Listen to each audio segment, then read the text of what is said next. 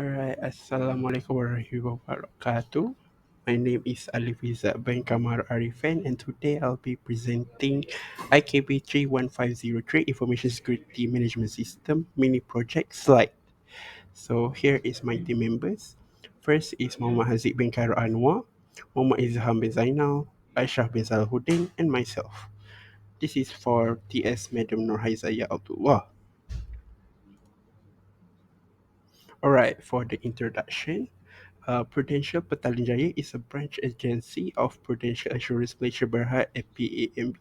It's provided life, health, critical illness insurance, and investment-linked plans. It also handles sensitive financial and personal data, physical security, which is essential. This audit assesses the agency physical infrastructure and security practices. Next is the scope. So there is a 6 different scope that will be covering, which the first one is physical security perimeters, entry controls, securing office and facilities, security monitoring system, environmental and physical threat mitigation, equipment protection, and disposal practices.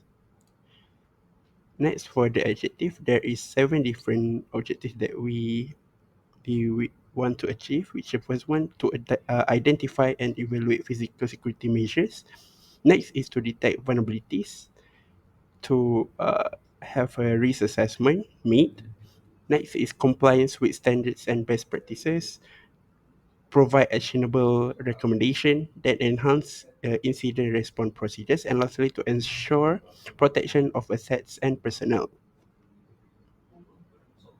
Next is the methodology. So we use 4 different method, which the first one is an interview-based assessment. Next is the checklist approach, site constraints, and lastly recommendation. This is the interview sessions which we did at the Petaling Jaya branch. We did an interview based interview and a checklist approach with Mr. Farhul, which is the branch manager at the Petaling Jaya Prudential. Next is the asset list. So the first one is the Wi-Fi access point. Then they have uh, the PC and monitors, desk phone, and CCTV. Next is the Wi-Fi router, the fire alarm sprinkler, and the pin-based door lock. Next is the fire extinguisher, the emergency door release, the exit pin lock door, employee cabinet, and then another emergency door release. There is also another pin door based lock door. Next, there is a fire alarm bell and the button, elevators, and then smoke detection system. Last but not least, there is a security guards, another CCTV, and emergency staircase. So that is from me. Thank you. I'll be passing to the next presenter.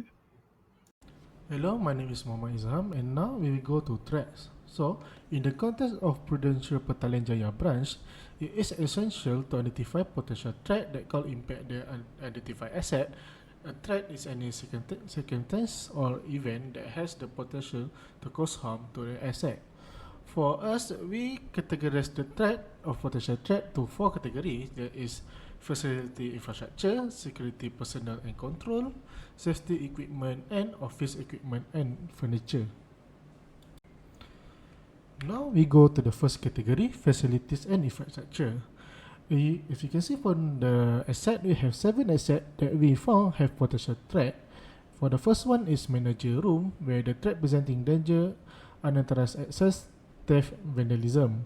For the most dangerous to information is unauthorized access, with the cost of recovery is high, expenditure for prevention. And the next asset is office, where the threat presenting is unauthorized access and theft, where the most dangerous is the unauthorized access, which is the cost of recovery is high and prevention is also high. The third one is emergency stare, where the threat presenting is obstruction, pure lightning, and structure damage. And the most dangerous is the structure damage itself, where the cost of recovery is medium and prevention is low. And the fourth one is emergency exit door, where the threat preventing is blockage, lock, malfunction, and tampering. When the most dangerous is the most dangerous threat is the lock malfunction, where the cost of recovery is medium and prevention is also medium. And the fifth one is elevators, where the threat presenting is mechanical failure, sabotage. The most dangerous is the mechanical failure itself, where the cost recovery is medium and prevention is also medium. So, and the last one is personal storage cabinet, which threat presenting is unauthorized access, theft, and also fire, which the most dangerous is unauthorized access. The cost recovery is medium and prevention is also medium. For the next category is security personnel and control. For the first asset is security guard, where the threat is inside the threat, where guard with malicious intent, physical harm, where guards attack or harm, or negligent with the failing duties.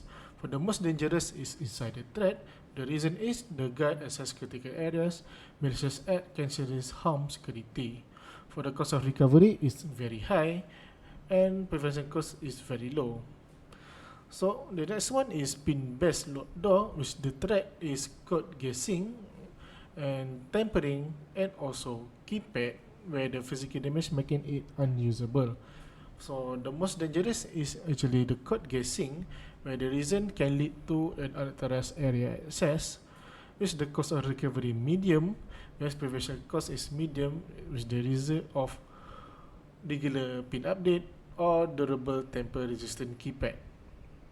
And the third one is key-based lock door, where the threat is key duplication, lost stolen keys, and lock picking. Where the most dangerous is actually the key duplication, where the reason is we will allow an unauthorized access into the office.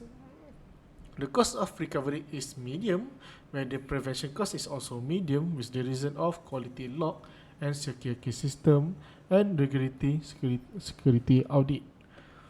So the fourth one is switch access door, where the threat is tampering and mechanical failure, with the most dangerous is tampering, the reason that can cause an unauthorized access also.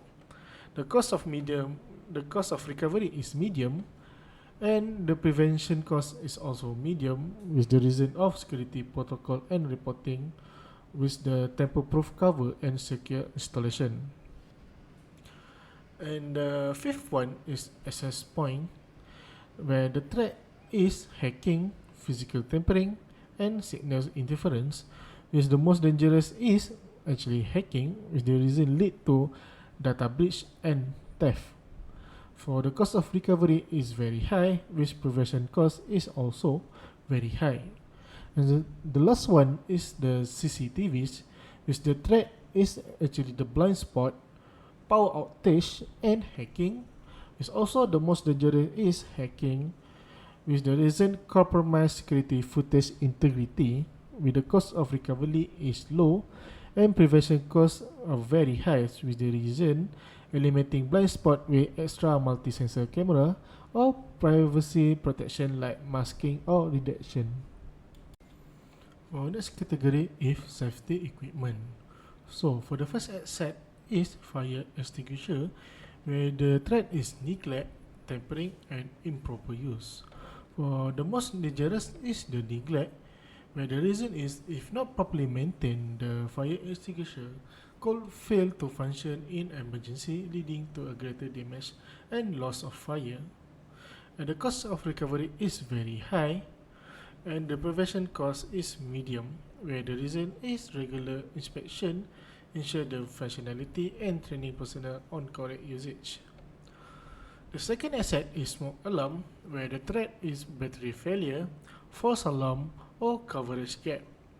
For the most dangerous is the battery failure, which the reason if the battery fails, the smoke alarm won't detect a fire, putting life and property at risk. So the cost of recovery is very high, with the prevention cost of medium. The reason is because to regular battery replacement and upgrading to smart or wireless model help ensure the system remain functional.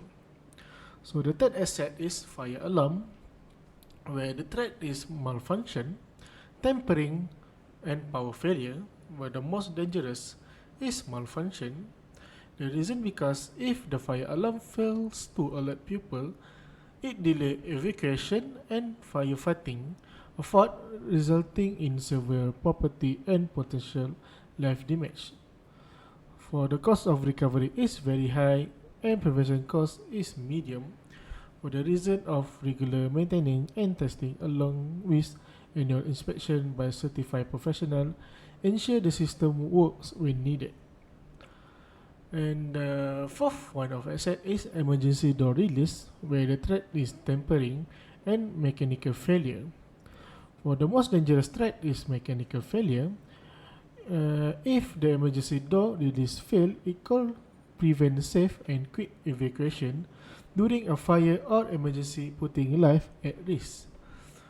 And the cost of recovery is medium, and the prevention cost is also medium.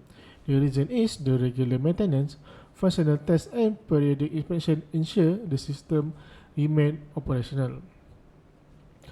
And the last one is fire alarm bell, where the threat is malfunction and tampering. And the most dangerous is malfunction itself. Reason malfunction bell mean that even at the fire alarm trigger, people will not be alerted, delaying the evacuation and worsening the fire damage. And the cost of recovery is very high and prevention cost is low. The reason is because the regular maintenance and testing by building maintenance are cost-effective measure to ensure functionality. Now for the last category of threat is office equipment and furniture. So the first asset is PC, monitors, and cables, where the threat is theft, physical damage, and malware. So the most dangerous is malware, where malware can compromise the system and steal sensitive data, leading to potential breaches and requiring significant recovery effort. So the cost of recovery is high and the prevention cost is also high, because the preventive measures such as installing robust antivirus software, firewalls, and conducting regular system scan are necessary to protect against malware. The second asset is keyboard, where the threat is physical damage and keylogging. So the most dangerous is actually the keylogging, because the compromised keyboard through keylogging software can expose sensitive data, including password and personal information, leading to serious security risks. And the cost of recovery is medium. Also, the prevention cost is also medium, because the anti-keylogging software and physical security like cable locks in shared or public area can help prevent an unauthorized access and tampering. And the last asset is desk, phone, and cables, where the threat is eavesdropping, physical damage, tampering. Whereas the most dangerous is actually the eavesdropping. The reason is if eavesdropping occurs, confidential conversation can be intercepted, leading to breaches of privacy and confidential information. And the cost of recovery is medium, which the prevention cost is also medium, because of ongoing technical support, encryption for communication, and troubleshooting are essential to prevent unauthorized listening and ensure privacy. Now we will go to the next segment is vulnerabilities. So vulnerabilities represent weaknesses or gaps in the security control that can be exploited by threats potentially leading to unauthorized access, damage or loss of assets. For prudential Petalinjaya, identifying this vulnerability is essential to designing and implementing effective security measures. So, the first category of vulnerabilities is the facility and infrastructure, where the first asset is manager room, where the door is have a outdated or weak lock that are easy to bypass. The surveillance coverage is insufficient both inside and around the room, and access control policy lack strict enforcement and monitoring. For the office area, there are no CCTV cameras monitoring either inside or outside the office, and this actually creates significant risk, especially from the insider threat. For the emergency stair, it have poor maintenance leading to blockage and safety hazard. Lighting is inadequate, making evacuation unsafe in emergency, and the signage is unclear or missing, causing confusion during drills or real evacuation. And the emergency exit door, the door may be blocked or difficult to access quickly, and the lock are prone to malfunction or can be easily bypassed, and the alarm system associated with the door are either poorly maintained or not functioning properly. And the next one is the elevator, where you have mechanical failure possible due to inadequate upkeep, the lack of emergency communication system to assist trapped occupant. Control system can be vulnerable to unauthorized tampering or sabotage. Next is personal cabinet for employees, where the lock are weak and easily picked or broken, and there is no clearly policy ensuring secure storage or sensitive document, where the surveillance in the storage area is also limited, increasing risk of unnoticed unauthorized access. And the last asset is emergency door release mechanism, where it's easily accessible to unauthorized individual, making misuse possible, and potential for mechanical failure or tampering, which may prevent proper operation during emergency. For the next category is the security personnel and control, where the first is the security guard. So the inefficient of training and vetting processes, where the lack of effective communication tool hamper the ability to respond promptly, and predictable patrol schedule could be exploited by intruders. And the next one is pin-based locked doors, where the pin code are often weak or easily guessed, and access code are not regularly updated, and they can cause attempt to access a poorly locked, limiting detection of unauthorized use. For the key-based locked doors, the key can be duplicated without authorization, where the loss of stolen key are not always reported promptly, and the lock are not red-eye when personal changes occur, risking unauthorized access. For the switch access door, the door that open from inside can be easily bypassed or accessed improperly, where the monitoring for misuse of the switch is insufficient. For the network access point, the use of weak or default password expose network to attack, where the lack of encryption risks data intersection, and the physical security measure to tampering are inadequate. And the last one is the CCTV system, where the blind spot exists in the surveillance coverage, where the camera are sometimes poorly maintained and not functional, and the monitoring and accident response protocol lack throughoutness. The next category is safety and equipment, where the first asset is the fire extinguisher.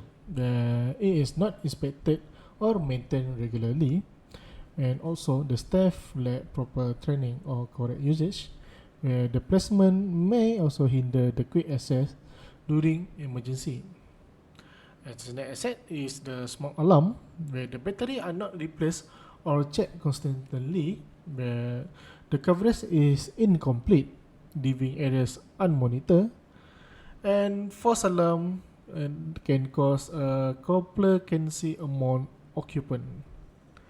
The next one is fire alarms, where the infrequent testing cause system failure, and the alarm may be inaudible or purely positioned, and the backup power system are insufficient, risking outage during emergency. And the first one is emergency alarm button, where it is susceptible to tampering or malfunction, where the lack of regular testing and user training reduce the effectiveness. And the last one is the fire alarm bells, where it is unaudible coverage is pure in some areas, where the regular maintenance and testing are also neglected, where the susceptible to tampering, compromising their function. The last category of the vulnerability is the office equipment and furniture, where the first asset is PC, monitors and cables, where the lack of physical security measures such as cable locks. Next, the weak access control and authentication policies that can make the device vulnerable to malware and cyber attack without proper safeguard. And the next asset is keyboard, where the maintenance is irregular, affecting the functionality, and also have the vulnerability to keylogging attack that capture sensitive information. And the last asset is this phone and cables, where it is prone to eavesdropping if not properly secure. The physical security of communication device is inadequate, and the lack of encryption expose voice communication to interception. So I will pass to the next person for the risk determination. Thank you. Hi, my name is Muhammad HAZIQ and I will presenting about risk determination. So basically, risk determination involves assessing potential risk linked to identified vulnerabilities by evaluating the likelihood of a threat, exploiting a vulnerability, and the potential impact on the organization. This process helps prioritize vulnerabilities that require immediate attention and guides the implementation of mitigation strategies.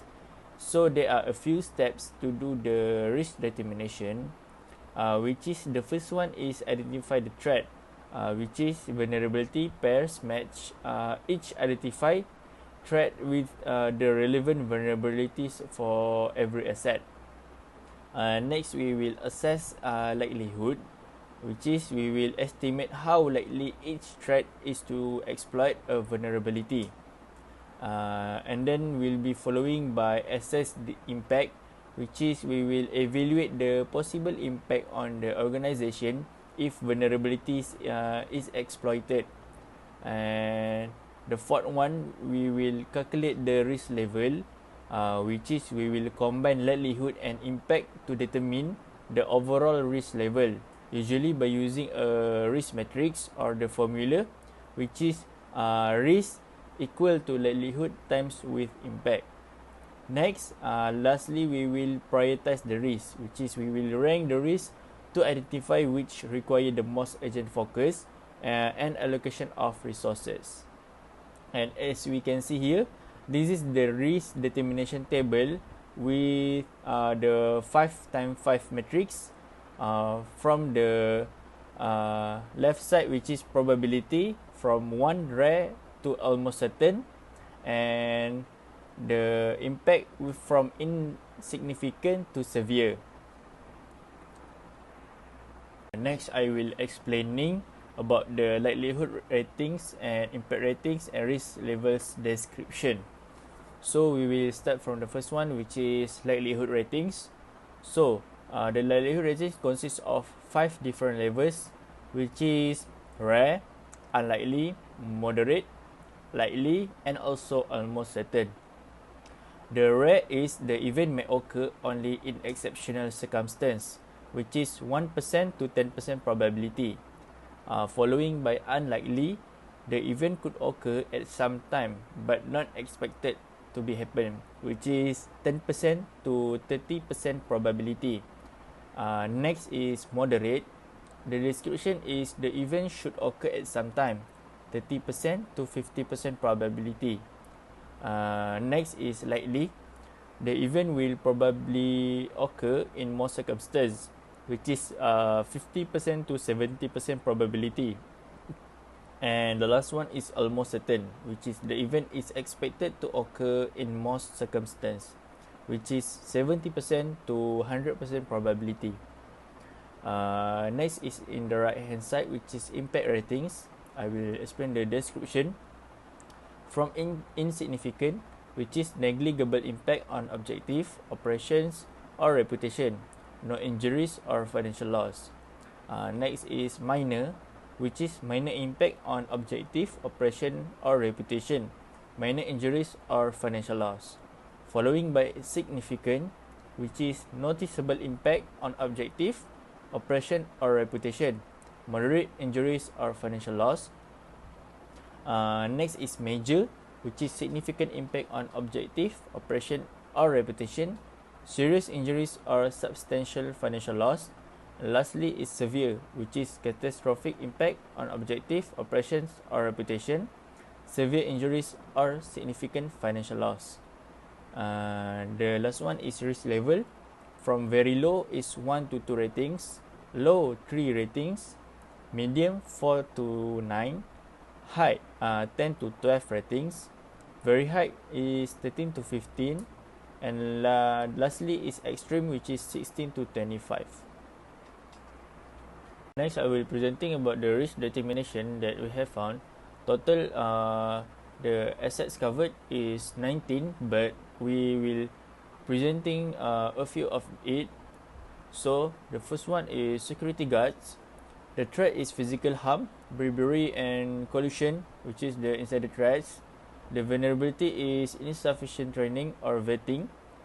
The likelihood is rare because the security guards are being trained by the management building of Damansara Intan, and they also will have the rotational shift, and they will be the first parameter of security in this building before entering the office.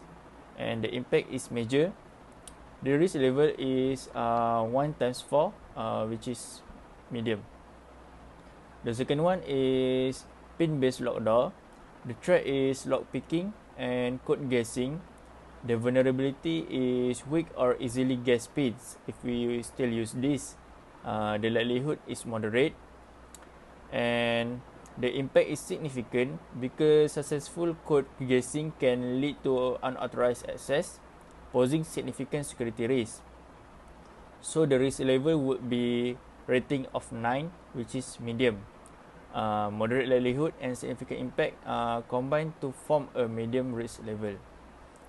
Next is key-based lock door. The threat is key duplication, lock picking. The vulnerability is it will be easily duplicated keys because we use the same keys in the office. The likelihood will be moderate because keys can be duplicated if not carefully controlled, making this moderately likely. The impact would be significant because duplicated keys can lead to unauthorized access. It will posing the significant risk. And the rating would be 9, which is medium. Moderate likelihood and significant impact combined to form a medium risk level. The next one is fire extinguisher. The threat would be the fire in the building. The vulnerability is not regularly inspected or maintained the fire extinguisher because they will conduct the testing a few months once. the likelihood would be moderate because regular inspections can be sometimes be missed, leading to a moderate likelihood of neglect. The impact would be severe because neglected fire extinguisher may fail during a fire. It will leading to a severe damage and safety risk. So the risk level would be 15 rating, so very high. Next is smoke alarm. The threat is battery failure during the fire. Vulnerability would be batteries not regularly checked, and the likelihood is moderate because battery failure are common if not regularly checked or replaced, and the impact would be severe because a fake smoke alarm can delay the fire detection, which is leading to severe consequences. So 3 times 5 would be 15 rating, which is very high. Moderate likelihood and severe impact result in very high risk level. Next is CCTVs. The threat is vandalism, power outage to the blind spots. The vulnerability is poorly maintained cameras and also incomplete coverage. So the likelihood would be moderate because incomplete coverage and potential blind spot can occur due to insufficient placement or maintenance of cameras.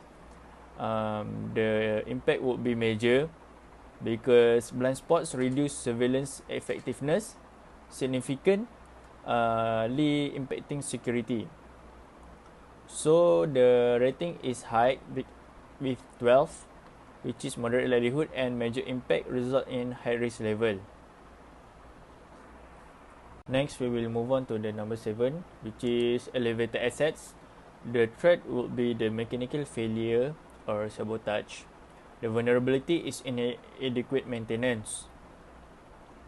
The likelihood would be moderate because regular maintenance reduce the frequency of mechanical failure, but they are still moderately likely to be happen. The impact would be major because the mechanical failure can result in significant operation disruption and safety risk because it could be happen. It will be stuck during mechanical failure if people in there, and the impact would be, the risk level would be high, which is 12 rating, which is moderate likelihood, and major impact result in high risk level. Next is emergency stairs, which is the threat is obstruction due to the vulnerability of poor maintenance. The likelihood is moderate because obstruction can occur due to poor maintenance and inadequate oversight, and the impact is significant because obstruction can hinder safe evacuation, posing significant safety risk, and the risk level would be medium with the rating of 9 because the moderate likelihood and significant impact result in a medium risk level. The lastly is emergency exit door, which is the threat would be the blockage. Vulnerability is malfunctioning locks. It's unlikely to be happen because regular maintenance in the building of Prudential reduce the frequency of blockage and lock malfunctions. But the impact would be severe because a malfunctioning lock can prevent safe evacuation and also posing severe risk to personal safety during the fire happen. The risk level is high with the rating of 10 because unlikely likelihood and severe impact result in high risk level. Next, I will presenting about auditing and testing. So, auditing and testing are essential components in evaluating the effectiveness of Organization Information Security Management System (ISMS). These processes help identify potential weakness, verify the implementation of security controls, and ensure compliance with established policies and standards. In this context, physical security measures were assessed through structured evaluation and guided interviews.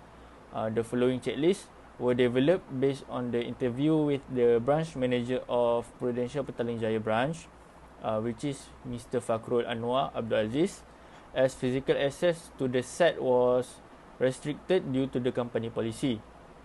Instead of direct observation, the audit team used the checklist as the structured guide during the interview to evaluate the organization's security measure. The first checklist focused on physical security and access controls, while the second covers the internal asset protection and environmental security, with finding based entirely on the manager responses. So here, as we can see, the checklist 1, which is covers the physical security and access control.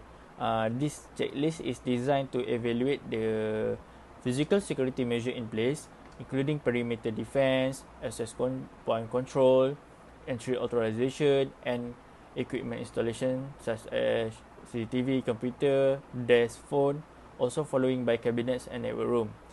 It ensures that all foundational elements of access control are in compliance with organizational security policies. There are a few data that can we gathered, such as we know that this company shares the building with other companies because it happened in office terrace. The fence is in the very good condition. No blind spot around the building perimeter.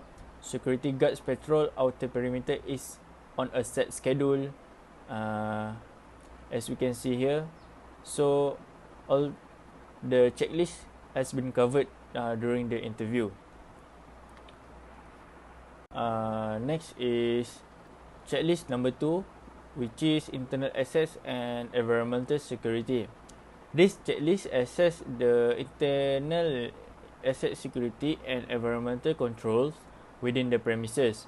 It focuses on the secure configuration of rooms and working areas, physical security monitoring, threat assessment, equipment placement, and secure disposal of sensitive data and devices.